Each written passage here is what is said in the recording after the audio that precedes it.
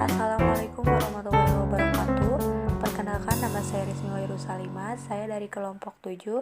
Di sini saya akan membahas materi tentang risiko dalam investasi syariah.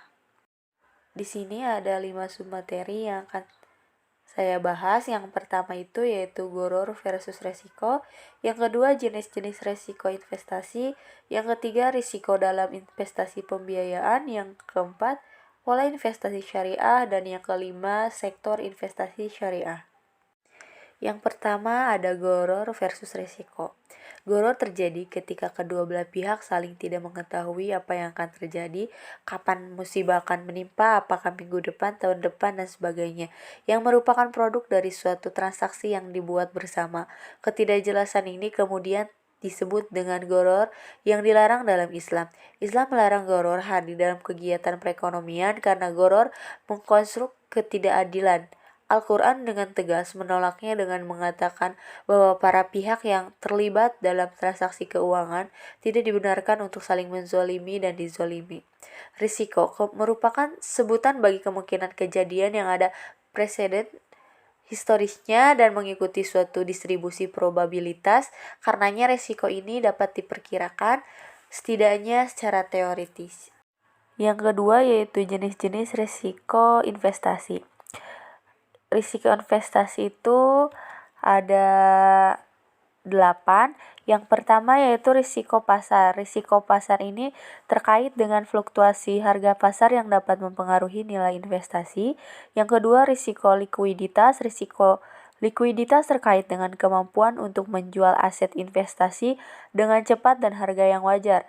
Yang ketiga, risiko kredit. Risiko kredit terkait dengan kemampuan peminjam atau pengembali pinjaman untuk membayar kembali pinjaman atau mengembalikan dana investasi dengan bunga yang dijanjikan. Yang keempat, risiko inflasi. Risiko inflasi terkait dengan penurunan daya beli uang pada saat inflasi tinggi. Yang kelima, risiko kebijakan. Risiko kebijakan terkait dengan perubahan kebijakan pemerintah yang dapat mempengaruhi investasi. Yang keenam, risiko mata uang. Risiko mata uang terkait dengan fluktuasi nilai tukar mata uang yang bisa mempengaruhi nilai investasi. Yang ketujuh, risiko reputasi. Risiko reputasi terkait dengan citra atau nama baik perusahaan atau aset investasi yang bisa mempengaruhi akibat masalah atau skandal yang muncul. Yang kedelapan, risiko teknologi. Risiko teknologi terkait dengan perubahan teknologi yang bisa mempengaruhi nilai investasi. Yang ketiga ada risiko dalam investasi pembiayaan.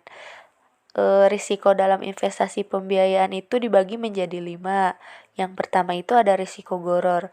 Risiko goror dalam investasi pembiayaan syariah terkait dengan ketidakpastian atau ketidakjelasan dalam transaksi atau investasi. Yang kedua, risiko kredit.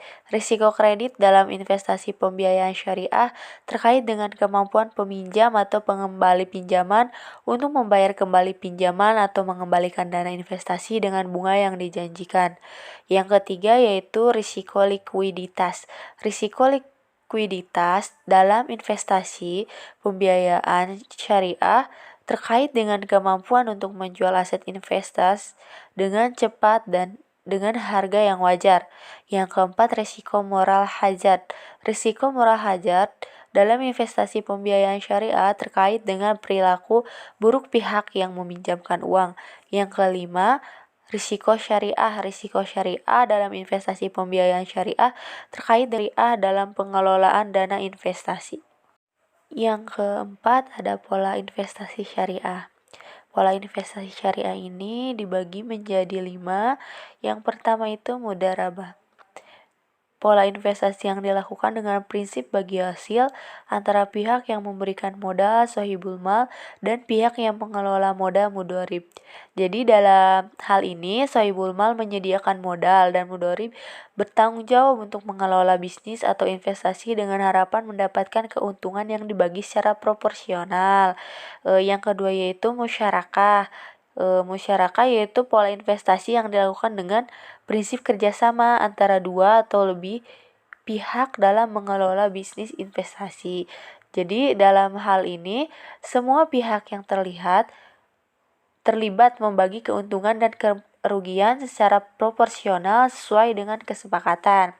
Yang ketiga yaitu ijarah, pola investasi yang dilakukan dengan menyewakan aset atau barang milik investor kepada pihak lain dengan jangka waktu tertentu dan dengan imbalan sewa yang telah disepakati sebelumnya.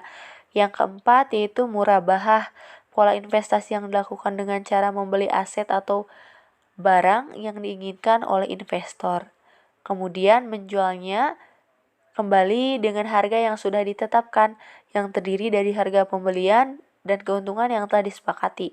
Yang kelima, pola investasi yang dilakukan dengan mendonasikan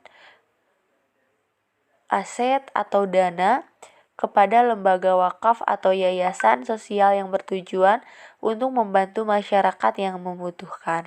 Jadi dalam investasi syariah, investor juga perlu memperhatikan prinsip-prinsip syariah dalam pemilihan instrumen investasi dan lembaga keuangan yang terpercaya dan memiliki sertifikat halal dari lembaga yang terpercaya.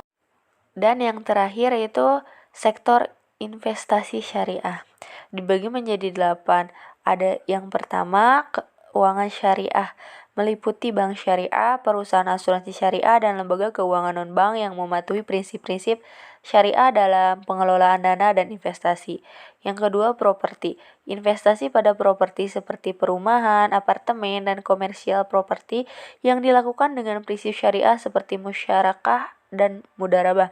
Yang ketiga itu agrobisnis, investasi pada sektor pertanian seperti perkebunan, peternakan, dan perikanan yang dilakukan dengan prinsip syariah seperti mudarabah dan musyarakah.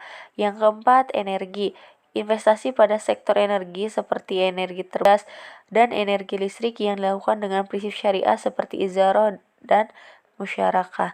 Yang kelima, teknologi. Investasi pada sektor teknologi seperti perangkat lunak, platform digital, dan teknologi finansial yang dilakukan dengan prinsip syariah seperti mudarabah dan ijarah. Yang keenam itu infrastruktur.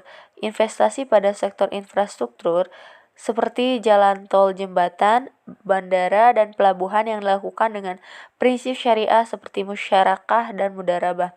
Yang ketujuh, ekuitas. Investasi pada saham-saham syariah di pasar modal yang memenuhi kriteria syariah dan mematuhi prinsip-prinsip syariah. Yang kedelapan, emas dan logam mulia. Investasi pada emas dan logam mulia yang dilakukan dengan prinsip syariah seperti ijarah dan murabahah. Cukup sekian pemaparan materi tentang risiko dalam investasi syariah. Selanjutnya ada pertanyaan dari rekan-rekan yang pertanyaannya itu dari kelompok 9, 10, dan 11. Dari kelompok 9, apakah investasi syariah menghasilkan keuntungan yang lebih sedikit dibandingkan investasi konvensional? Jawabannya tidak selalu, tergantung dari sektor yang dipilih dan kinerja perusahaan-perusahaan yang diinvestasikan. Ada beberapa perusahaan yang mengadopsi prinsip-prinsip syariah dan mengalami pertumbuhan yang signifikan. Namun jika dibandingkan secara keseluruhan, investasi syariah mungkin tidak selalu menghasilkan keuntungan yang sama dengan investasi konvensional. Yang kedua yaitu pertanyaan dari kelompok 10, apakah orang non-muslim juga bisa berinvestasi dalam investasi syariah? Jawabannya iya, tidak ada batasan bagi orang non-muslim yang untuk berinvestasi dalam investasi syariah. Prinsip-prinsip dasar investasi syariah seperti tidak terlibat dalam kegiatan yang merugikan orang lain dan tidak mengandalkan keuntungan dari riba merupakan prinsip-prinsip yang bisa diterima oleh siapa saja, tidak terbatas pada orang-orang beragama Islam saja. Oleh karena itu, orang non-muslim juga bisa mempertimbangkan investasi syariah sebagai salah satu pilihan investasi yang sesuai dengan prinsip-prinsip yang diyakini. Yang ke-11 yaitu pertanyaan yang ketiga, bagaimana caranya meminimalisir terjadinya risiko dalam investasi syariah?